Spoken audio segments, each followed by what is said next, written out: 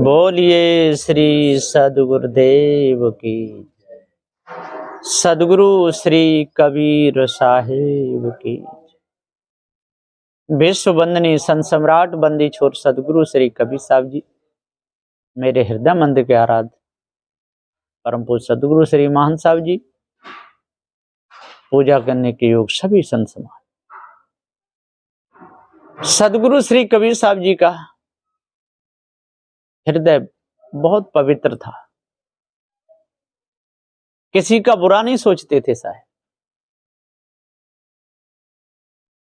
बुरा सोचने वाला विवेक अंध माना जाता है, समझो उसका विवेक सोया हुआ है। बुरा किसी का मन सोचो और बुरे को भी भला मत कहो। बहुत से लोग कहते हैं कि वो बुरा है, बुरे को भी भले कहो, नहीं, गलत है। टट्टी को हलवा कह दे तो धोखे में कोई खा जाएगा, वो मल है, मल को मल ही कहो। पत्थर को पत्थर और पानी को पानी, झूठ को झूठ और सांच को सांच। यदि सब्जी सड़ गई है, पता चल गया तो बता दो, छिपाओ मत, लेकिन झूठ मत बोलो। किसी का बुरा मन सोचो, बुरा सोचो भी मत और बुरे को भला कहो भी मत। बुरे को बुरा कहना, उसके साथ में गलती करना नहीं है, उसका बुरा सोचना नहीं है। दूसरे सावधान रहेंगे उससे। चोर को चोर कहना, उसकी बुराई करना नहीं है, वो चोर है। बुराई उसे कहते हैं जो चोर नहीं है, उसे चोर कहना। विचारी नहीं है, उसको विचारी ठहरा देना। अभी प्रवीण भाई यहाँ आए, मास्टर साहब आए, और मैं उनको लगा दूं कि मेरे आसन पे आते हैं और पैसे चुरा ले जाते हैं। ये बुरा है, बुरा सोचना है, सब वृत्ति खराब हो गई, नरक हो गया। और ले गए हैं तो कहना तो सही है, सही है। तो चोर को चोर कहने में कोई दोष नहीं। तो सदगुरु श्री कबीर साहब जी ने इन लोगों की गड़बड़ी पकड़ी, चोर पकड़ लिया। सबकी चोरी करने वाला, सबको धोखा देने वाला, सबके विषय में बुरा सोचने वाला, ये चेतन जीव हुई है। सर्व बंधनों को समझने वाला, सत्य बोलने वाला, झूठ को तजने वाला, सत्संग करके अपना उद्धार करने वाला, ये चेतन जीव हुई है।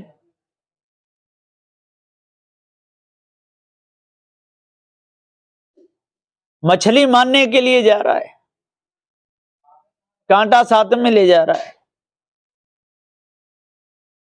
ये चेतन जीव हुई है। एक तरफ मालाओं को गले में डाले हुए, तिलक लगा हुआ है, पूजा आरती हो रही है, ये मनुष्य जीव की हो रही है। प्रधानमंत्री बन गया, चाहे राष्ट्रपति बन गया, कलेक्टर बन गया, ये जीव ही है। पकड़ के जा रहा है, हथकड़ी पड़ी हुई है, विचार करते हुए पकड़ा गया था या चोरी करते हुए पकड़ा गया था। कौन?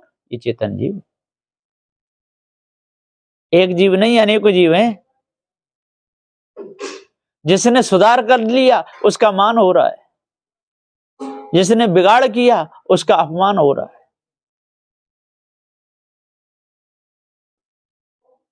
जैसे को तैसे कहने में कोई दोष नहीं। यदि जो छिपाता है तो वो सत्यवादी नहीं है, झूठा है, या बिगड़े हुए को अपने पास में रखता है, या बिगड़े हुए का पक्ष लेता है। बिगड़े हुए लोगों का पक्ष क्यों लेते हैं लोग? कि बिगड़े हुए लोग दान दक्षिणा ज्यादा देते हैं, सेवा ज्यादा करने लगते हैं, इसलिए उनके गुलाम बन जाते हैं। बिगड़े हुए लोगों की बहुत बड़ी बीमारी है। एक प्रेमपुरा गांव था राजस्थान में, वो साधु श्री राम स्वरूप साहब के शिष्य थे, वो मन्ना लाल जी। वहां पर उनके घर में 3-4 जवान साधु पहुंचे रात में 10 बजे। जवान थे 20-20 साल 30-30 साल के। मन्ना लाल जी बोले कि हमारे गुरु स्थान का बुरहानपुर का ये नियम नहीं है कि साधु गृहस्थों का हित का बना खाए। ये आटा रखा है, ये दाल है, चावल है, सब्जी है, रसोई है, गैस चूल्हा है, सिलेंडर है, बनाओ और खाओ। हम बना के नहीं दे सकते ना, हमारी बहू कोई बनाएंगे। हाँ, आप बड़े बूढ़े होते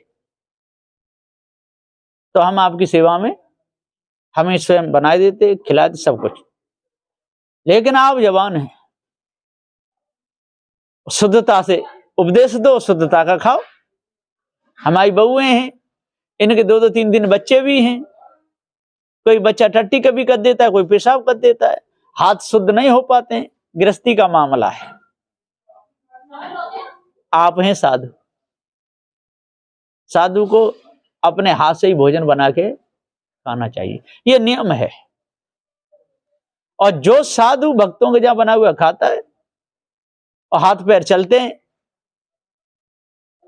तो समझ लो कि वो ढोंगी है। ये साधु श्री राम स्वरूप साहब ने नियम बनाया था,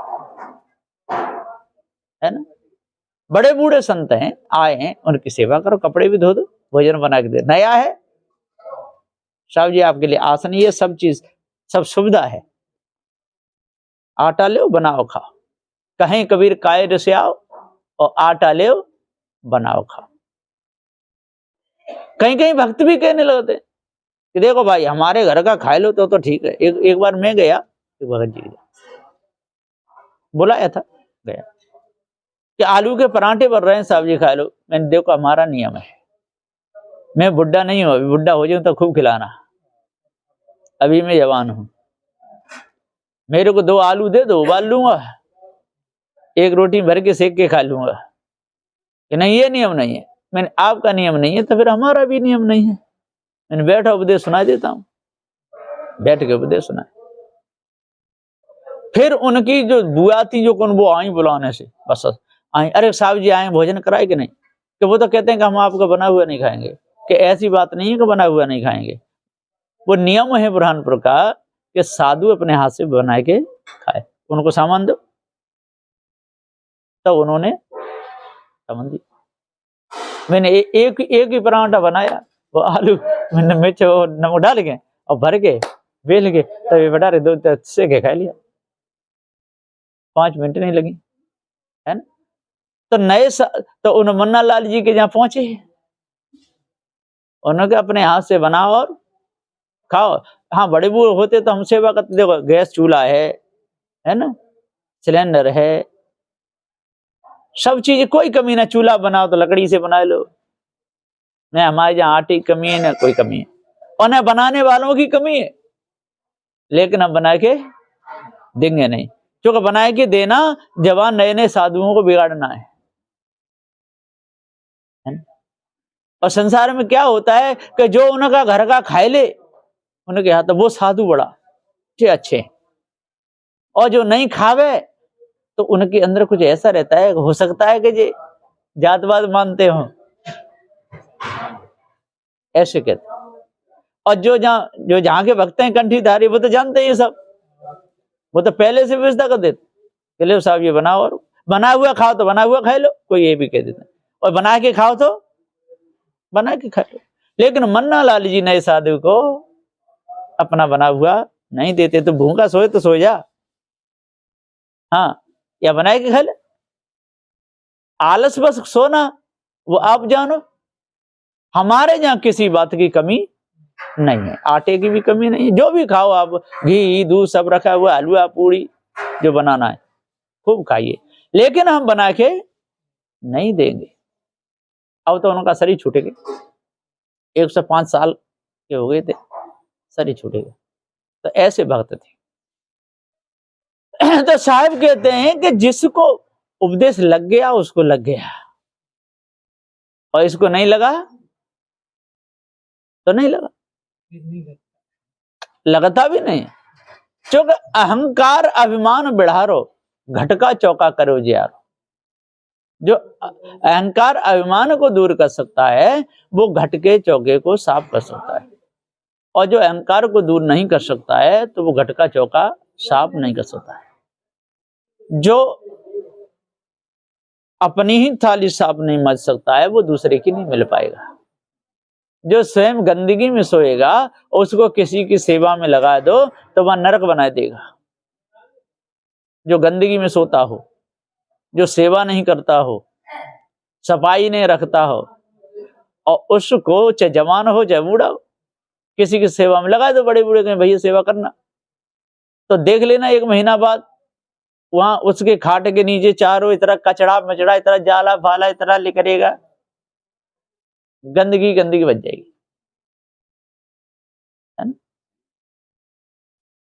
इसी प्रकार से किसी किसी घर में बहुएं आ जाती हैं, फुहरियां आ जाती हैं, उनके बार छटके रहेंगे, ऐसे करते रहेंगे, खुजाती रहेंगी, बनाती रहेंगी, खूब लहंगा पकड़ पकड़ ऐसे चलेंगे ऐसे, और उन्हीं हाथों से पानी दे दें, उन्हीं हाथों से भोजन दे दें, फुहर कहते हैं उसको। फुहरिया मैं भी तो वही कह रहा हूँ, फुहर कहते।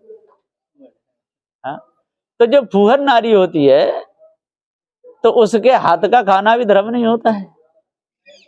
लेकिन इस विचार को वो घर गृहस्थी उसके घर वाले नहीं करते, वो तो ये समझा हमारी बहू देखो कितना काम कर रही है ना, समय से भोजन दे देती है, समय से पानी भरलाती है, सारा काम समय से। वो उसके जो अवगुण है उनको नहीं देखते, वो उसको कब देख पाएंगे, जब पार ज्ञान होगा तब देख पाएंगे, तब कहेंगे भाई चाहे कितना भी काम करती है पर इसके हाथ का खाना धर्म नहीं है ना। और जब तक पार ज्ञान नहीं होगा तब तक उसके जो भी क्रियाकलाप है अच्छे लगेंगे। जो दौड़ दौड़ काम कर रही है ना, रसोई बनाते बनाते चाट ले गए, हाँ हाथ भी नहीं धोएगी, रसोई बनाती जाएगी चाटती जाएगी, है। मैंने देखा एक बार महाराष्ट्र में एक जगह एक औरत खिचड़ी बनाए रही, उसमें मिर्च डाल दी, नमक भी डाल दी, और डालने के बाद में अगली कुकर में बोर के हाँ बाबा ने चढ़ा दिया, हाथ धोए ना माजे और झूठा कर दिया पूरा। अब उसको कौन खाएगा। लेकिन एक महात्मा जी देख भी लिए और देख ही खा लिए। मैंने उन्हें बताया भी, बताया अरे हमारा जी पहले से चला रहा है, उनका वहीं का जन्म था। अब दूसरा तो जिसको शुद्धता का ज्ञान है वो तो नहीं खाएगा, है ना। तो शुद्धता की दृष्टि से संत अपने हाथ से बनाते हैं, और ये नियम भी है। जब संसार से त्याग वैराग लिया है तो क्या 2 रोटी नहीं बना सकता क्या अपने लिए, पैदल भी चल लेता है, वैराग भी कर रहा है, सब काम कर रहा है, और 2 रोटी बनाने में आलस कर रहा है, बनी हुई चाहता है तो बना के दे दे। कितनी बड़ी भूल है। और नए नए साधुओं के पीछे भी संसारी लोग पड़ जाते हैं, नया देख करके। बड़े बूढ़ों की इतनी सेवा नहीं करेंगे ना, उनके लिए अच्छा आसन लगाएंगे, और जो नया दिखा ना चमकीला, ने गोरा और वो बढ़िया क्रीम पाउडर लगाया हुआ है, फिर देखा रहे साहब जी आ गए, साहब जी आ गए, उनके लिए कमरा स्पेशल, पंखा, एसी, तख्त लगा देंगे, और साहब जी भोजन बन रहा है, हो ले आओ, वो कहीं बनाते हो तो हरामी खोर पहले से ही है। जब बनी बनाई मिल रही है तो वो क्यों बनाएगा, क्यों मेहनत करेगा। बस अब चाहे उसको झूठा करके ले आओ, चाहे अमनिया करके लाओ, चाहे बतलाओ, चाहे धोए के बनाओ, चाहे मत बनाओ, उसे तो आराम से खाएगा। और जो कहीं और भी जो चीज उसे पसंद है, जलेबी रसगुल्ला मिल गए, और आप कहते हैं 15 दिन रुको तो वो 1 महीना रुक जाएगा। ये साधु लक्षण नहीं है। सपने हूं संत सभा नहीं देखी।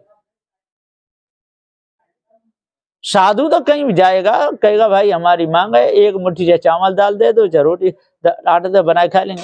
कि नहीं महाराज हमारा बनाया हुआ खाना पड़ेगा। वो कह दो तो भैया जान ठीक तो अंदर कमंडल हाथ में। साधु क्या है, साधु या तो भिक्षा मांग के खाता है या अपने हाथ से बना के खाता है। भिक्षा मांग के खाता है उसकी तो छूट है, उसके ऊपर कोई नियम नहीं, क्योंकि वो तो कहीं भी 2 रोटी मांगेगा और खा लेगा। लेकिन जो नियम कायदा कानून से बुलाने से जा रहा है, आ रहा है, और वो बना हुआ खाना चाहता है, तो वहां दोष है। यदि तेरे को पूरा ही वो करना है तो भिक्षा मांग और खा, किसी को परेशान क्यों करना है? वो साधु कब जाता है भिक्षा मांगने? भक्तों को परेशान नहीं, जब भक्तों का भोजन हो जाता है तो रोटी बच जाए, उसको पता है बची हुई रोटी जो भक्त सब खाए लें, उनका भोजन बच के वो रख देते, तब जाएगा साधु भिक्षा करने। क्योंकि सुबह 10-11 बजे तक या सबका भोजन हो जाता है, तो साधु 1 बजे निकलता है भिक्षा के लिए, तो बचे तो दे दो भैया।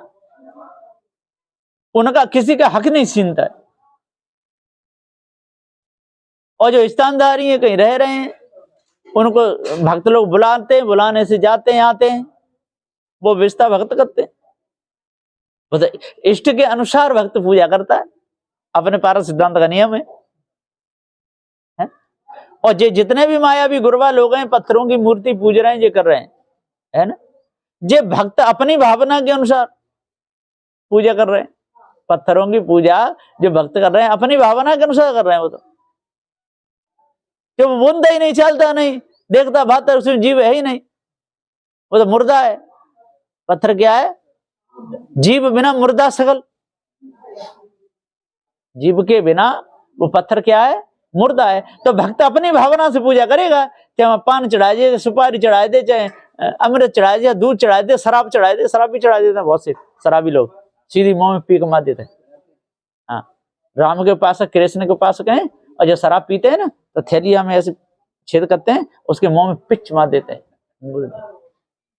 वो क्या जाने, वह जीव है ही नहीं, ऐसा होता है। और पारस सिद्धांत में इष्ट के अनुसार पूजा होती है ना। अब संत जी तो खाते हैं बिना नमक की सब्जी, और आप बनाए लाए नमक मिर्च की सब्जी,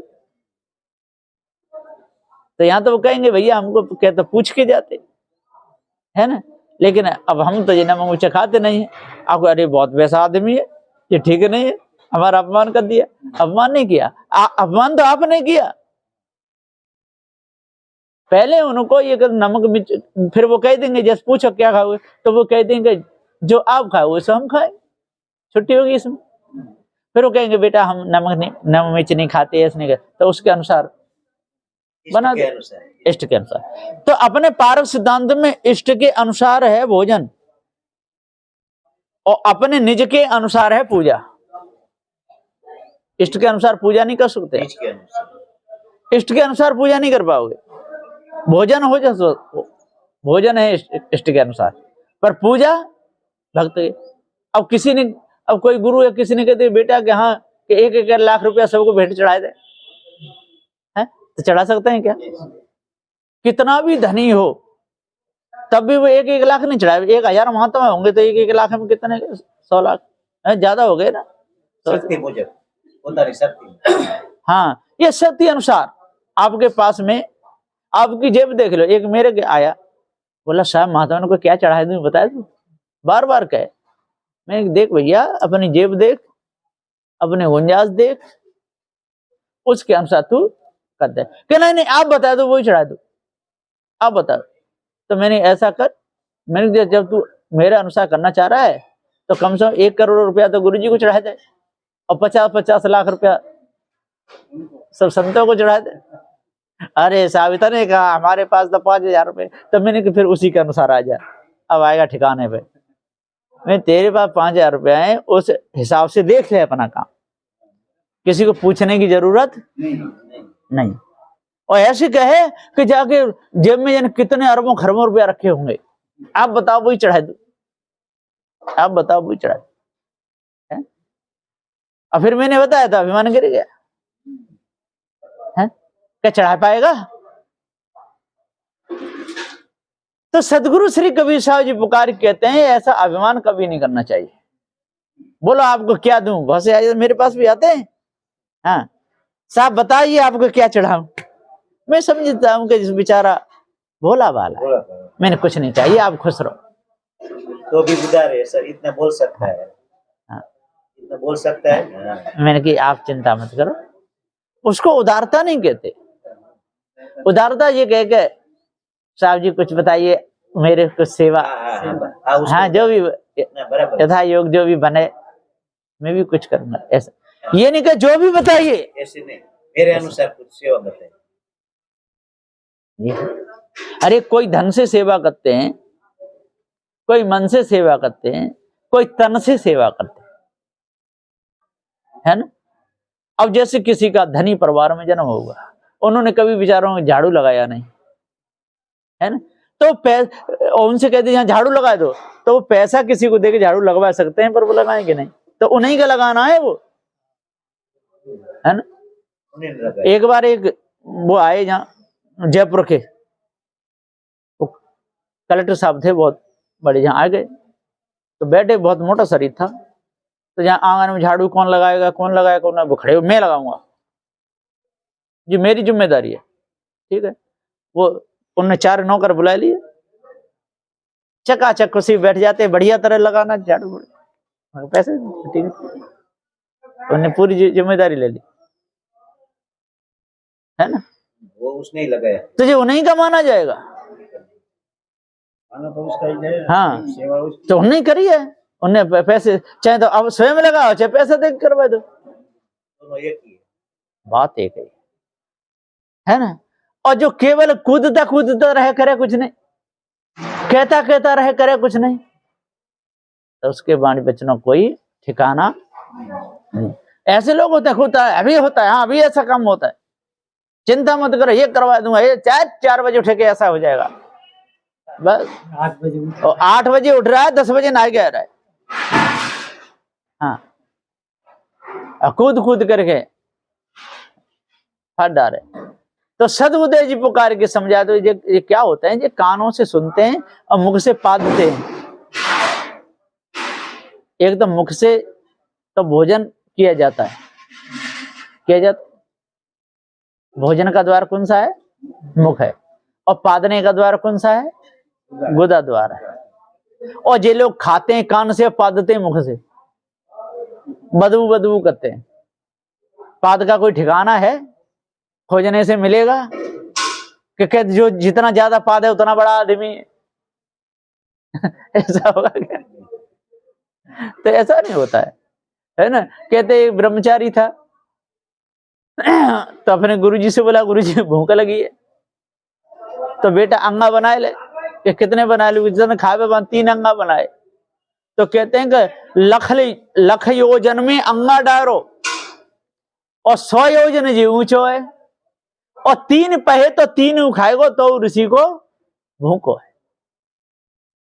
और लख योजन में अंगा कितना बड़ा पड़ा होगा, यहां से गुजरात तक चला जाएगा, है पूरा बिहार आ जाएगा, बंगाल योजन है, पूरी पृथ्वी पे आवे। अब तो अंगा 3 पे और 3 खाएगा, फिर कहते फिर सो गया तो भोजन पचा तो उसकी अपान वायु घूमी, और जब आने आवाज करी अपान वायु की, तो छोटी मोटी होगी, हम 4 रोटी खाते तब भी आवाज दूर तक जाते तो उसे कितनी जाएगी, तो जब आना तो पूरी धूल उड़ी और सारे जंगल के हाथी घोड़ा सब आकाश में उड़ गए। इसी प्रकार से जे कान से सुन करके और झूठी बात लिख करके और मुख से पाद रहे है, और आकाश में इनकी बात उड़ रही है, पर है कुछ नहीं। जे ईश ब्रह्म परमात्मा देवी देवता भूत चढ़ जे हैं क्या, लेकिन कितना धुंध मचा रखा है? क्या लख योजना में अंगा पड़ेगा? क्या वो तीनों अंगों को खाएगा? जो लख योजना में अंगा पड़ा तो अब कहां रहा, वह अंगा पे बैठा रहा। उसके गुरुजी कहां थे? ये सारी बेकार की बात है। तो सारा संसार इस भ्रम में डूबा हुआ है, एक भी बचने वाला नहीं है। जो भी इनकी चपेट में, बाज की चपेट में जो आएगा वो पक्षी मरेगा नहीं तो घायल तो हो ही जाएगा। इसी प्रकार से न मायावी गुरवा लोगों की जो चपेट में आ गया कि तो मर ही जाएगा, नहीं तो घायल तो हो ही जाएगा, नहीं तो पारखी रहेगा न वो वर्मगी, दोनों तरफ उसका पैर है ना। एक ने क्या काम किया कि ऊंट भी खरीदा और घोड़ा खरीदा। क्या खरीदा? ऊँट और घोड़ा दोनों। दो है, और बड़ा आदमी दोनों पे बैठ के चलूंगा मैं तो, ऊंट पे भी और घोड़ा पे भी। तो उसने क्या काम किया कि घोड़ा पे बैठ गया और बैठ करके अपने पैर में एक रस्सी बांध ली और ऊंट के भी ऐसे पीछे ऐसे डाल के ऐसे रस्सी बांध दी, तो घोड़ा चलेगा ऊंट दोनों चलेंगे। अब चले तो घोड़ा और ऊंट एक साथ चल सकते हैं क्या? ऊंट बोल करे उधर को भाग, बोल तो पीछे चिर गया, आदि खा पौधा कट गया। आदि इधर, हाँ? आदि उधर। तो इसी प्रकार से कोई कोई कबीर पंथ में भी आ जाते हैं, है ना। इधर घोड़ा की पीठ पे भी बैठना चाहते हैं, ऊंट की बैठ जाते, फिर उनकी टांग चित जाती है, दो गुरु बना लेते हैं। ऐसे एक तो सन्यासी को गुरु बना लिए, किसी बैरागी को, और कबीर पंथ को मिला लिए, और एक ही साथ दोनों का सत्संग, है ना। अब वो सोचते इधर जाऊं कि इधर जाऊं, इधर जाऊं, वो बढ़िया फूटा है ना, ऊपर के ना नीचे के। अब क्या करें? अब उसमें उनकी बेइज्जती होती है, नहीं तो पारखी ज्ञान नहीं उनका ही, वो तो भरम के हैं ही। ऐसा हाल है लोगों का, संसार का। क्योंकि घोड़ा की पीठ पे बैठे के पैर में रस्सी बांध के ऊंट की पीठ में बांधेगा, और जब ऊंट चलेगा तो टांगे तो चिरेंगी, मरेगा। ऐसा है इस संसार का हाल, ऐसी ज्यादा है। मैंने बहुत देखे अपने कबीर पंथ में भी, तो मैं तो पूरे भारत में गुरुजी के पास साथ में जाता हूं, सबरे देखे। एक तरफ तो गुरुजी की आरती कर लेंगे, और सुबह देख उनके मंदिर भी बने, उन्होंने भी जाके आरती करेंगे। अब बताओ, और क्या क्या हम कबीर पंथी हैं, अपने को कबीर पंथी बता देते। हमारी श्रद्धा पूरी कबीर पंथ में है, हाँ हम कबीर पंथ, लेकिन समाज को खुश करने, समाज को खुश करना पड़ता है। नहीं तो भैया कुत्ता को भी खुश कर मांस खाएंगे, है कोई सुअर को खुश कर नाली में बैठ के, किन किन को खुश करेगा? है कोई व्यभिचारिणी स्त्री है तो उसको खुश करने जाएगा? वैश्याओं को खुश कर, फिर तो सभी को खुश करेगा ना। इसलिए इसमें खुश करने की कोई बात नहीं है। चेतन जीव जिंदा है, अजर अमर अखंड है, अपने सुधारे सुधार है, और अपने बिगाड़े बिगाड़। अपने जो सुधार है वही सुधार है, और अपना यदि पूरा बिगड़ा मामला तो सारा बिगाड़ ही बिगाड़ है।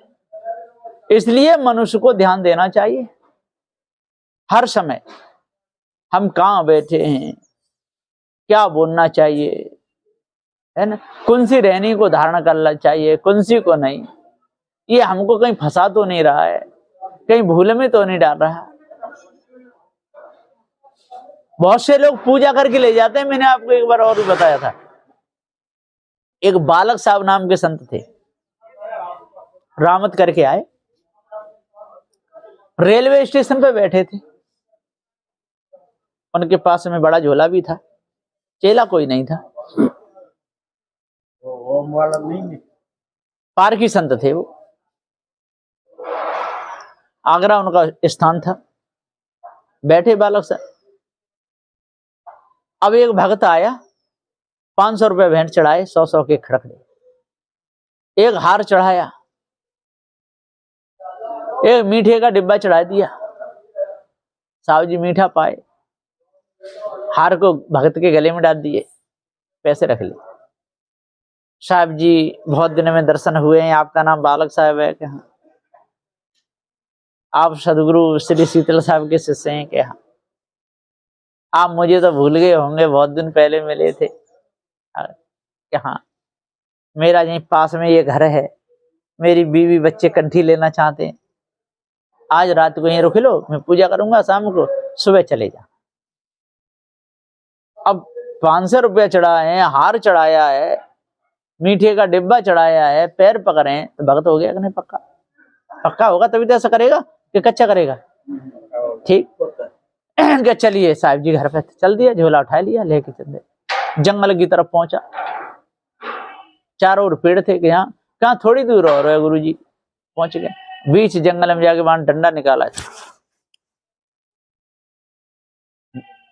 डंडा लेकर 2-3 पीढ़ी में है कि क्या कहता है कि ये सारा सामान रखो, ये सारे कपड़े उतारो, लंगोटी भी उतारो, कि भैया लंगोटी तो पहन दे, देख ले आप कितना अच्छा महात्मा लग रहा है। इतना ही सामान हो जाए ना तेरे पास तो फिर वहीं आ जाना। अब की तो 500 रुपये चढ़ा के लाया, अब की 5000 चढ़ा के लाऊंगा।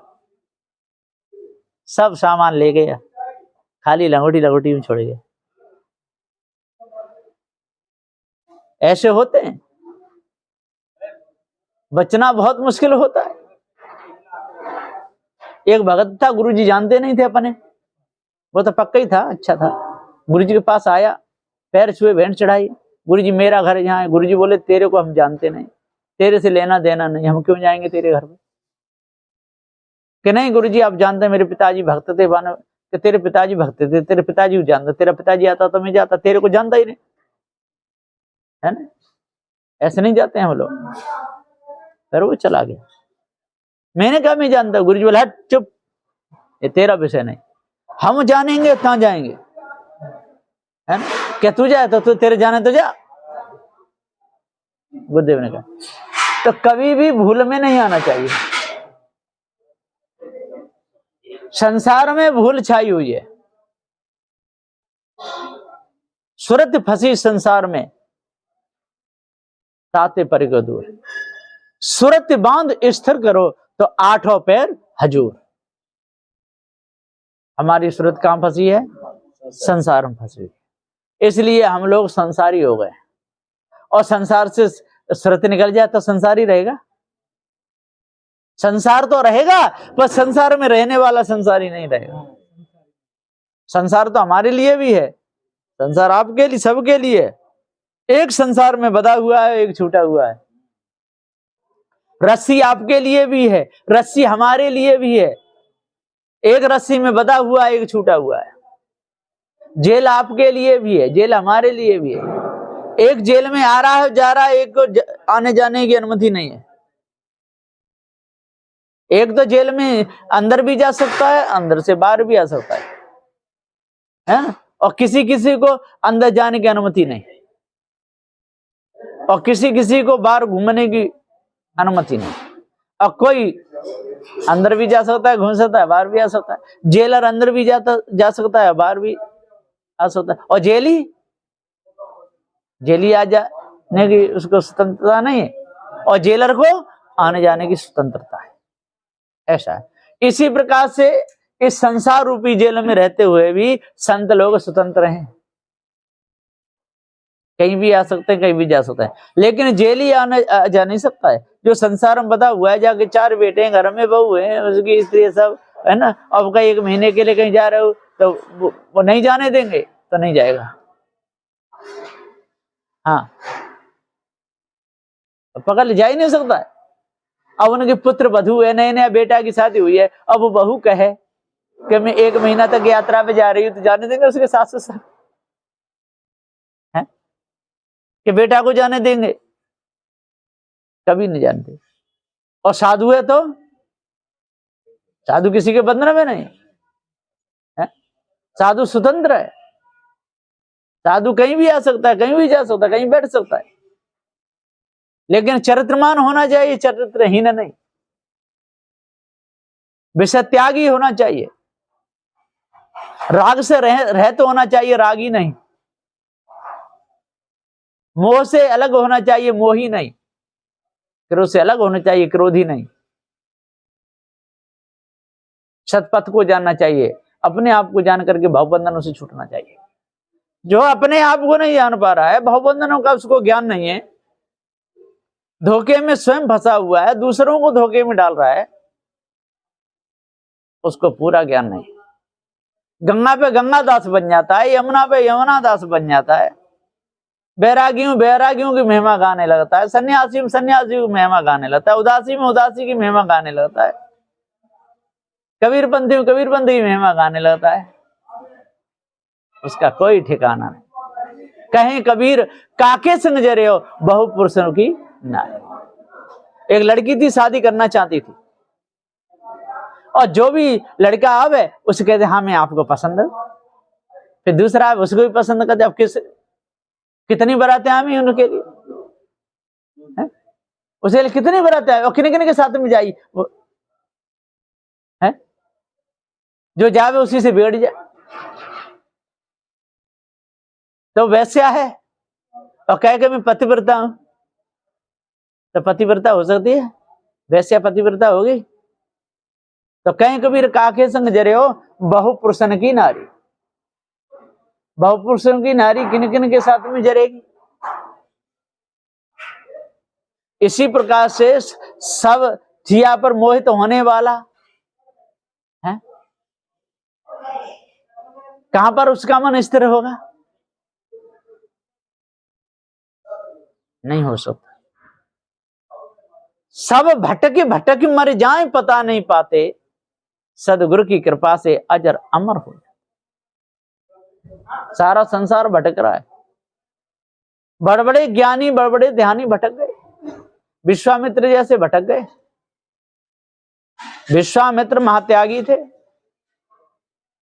और कोई भी स्त्री सामने उनके नहीं पड़ती थी, और जब मेनका 16 श्रृंगार करके आई, रूप दिखा के उसको देख के मोह गए, हैं? उसके बच्ची पैदा कर दिए।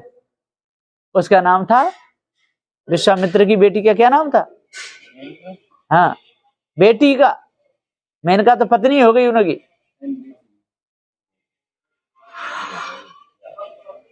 शकुंतला, और शकुंतला का जानदा बेटा हुआ भरत, और भरत के नाम से भारत नाम देश का नाम पड़ा।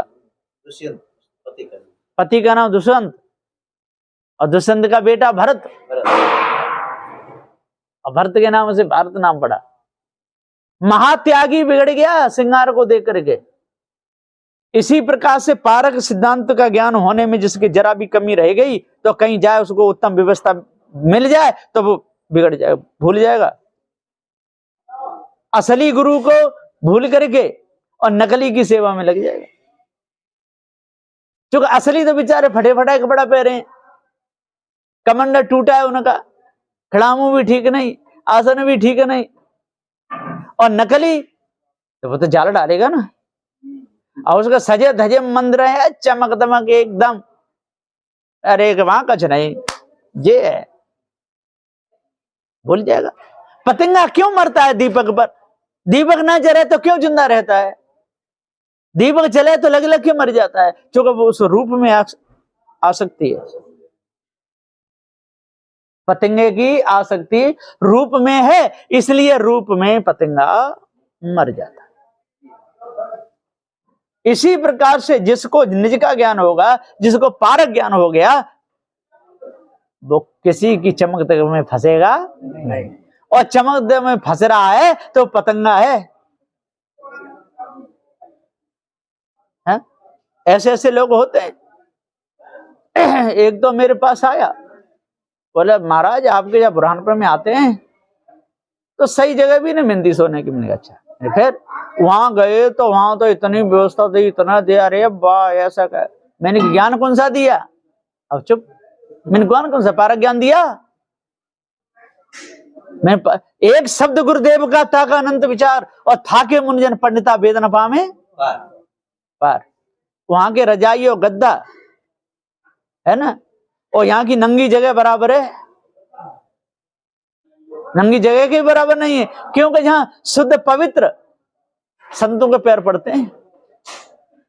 और वहां तो सब तरह के आते हैं, जितने पंडित पुजारी बैठे हैं, जितने वृंदावन में सन्यासी बने बैठे हैं ना, ये सारे के सारे गृहस्थ हैं, लाल कपड़े पहन लेते हैं, सुबह ही आते हैं, सुबह नहा धो के अपने घरों से मंदिर खोलते हैं, दाढ़ी लटके नहीं है उनकी, रुद्राक्ष की माला, चंदन की माला, खूब बढ़िया तरह भक्तों की खूब भक्तों को बुकते हैं, खूब उनका मान रखते, समझ लेते। और फिर शाम को कपड़े उतार के रख जाते हैं बाकायदा, और पेंट शर्ट पैर करके दाढ़ी झकझकाती जा रही है, कुर्ता पजामा, जब मोटरसाइकिल हर, है ना। दुख मनाना चाहिए। गलती मैं नहीं कहता कि नहीं हो सकती होगी। संसार है, विषय वासना शरीर बना हुआ है, रजबीज से बना हुआ है ना। कोई सत्संग का माहौल ना हो, ऐसे घर में हो तो कोई गड़बड़ हो भी सकती है ना। तो संत गुरुजन को उपदेश को सुन करके उसका सुधार करना अपना धर्म है। लेकिन ये नहीं कि सुन करके जी बहुत बदमाश है हमारे, ऐसे कर ऐसे इसको सोते में इसको उड़ा दो, हाँ मारो इसको टोट दो हाथ में, ऐसे जाते। इसी डर से लोग सत्य बात को दबाते रहते हैं।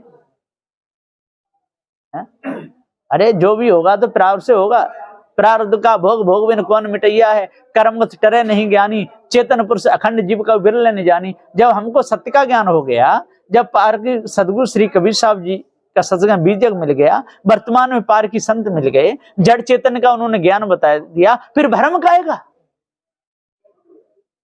फिर दबाना क्या, छिपाना क्या, गंदा रहेगा। इसलिए चेतन जीव अजर अमर अखंड है, नहीं तो स्वरूप है, इसके ऊपर कोई ईश्वर परमात्मा नहीं है ना। इससे सत्यवादी होना चाहिए और किसी की बुराई नहीं करनी चाहिए, किसी की निंदा नहीं करनी चाहिए, है ना। बुराई उसको कहते हैं, इसमें गुण है तब भी कहे कि अवगुण है। गुणी आदमी को अब अवगुणी कहे, वो ठीक नहीं है। झूठा को सांचा कहे, सांचा को झूठा कहे, वो ठीक नहीं, जैसे कि तैसी कहे। लेकिन निंदा चुगली किसी की ना करे, पवित्र अपना भाव रखे, अपना व्यवहार सही रखे, ये संत धर्म है और भक्त का यही धर्म है। बोलिए श्री सद्गुरुदेव की जय।